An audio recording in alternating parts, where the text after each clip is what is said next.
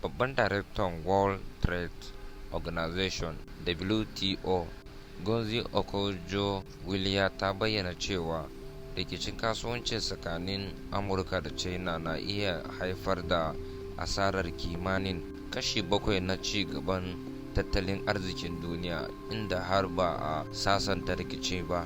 Ta ce wannan rikicin yana shafar masana'antu, kasuwancin kasa da kasa da kuma tsaro na tattalin arziki. WTO na kira da a dawo da turbin sulhu, musamman bayan Trump ya kara haraji ga kayayyakin China, lamarin da ya tayar da kura a kasuwancin duniya. Ngozi ta jaddada cewa haɗin kai da sasanci ra'ayi ne kawai zai iya kare duniya daga faduwar kasuwanci da tabarbarewar tattalin arziki. Wannan na nuna yadda rikicin manyan kasashe zai shafar duk duniya baki daya. A labarin za mu ci gaba da bibiyar wannan batun. Kar ku manta ku yi like, ku yi share.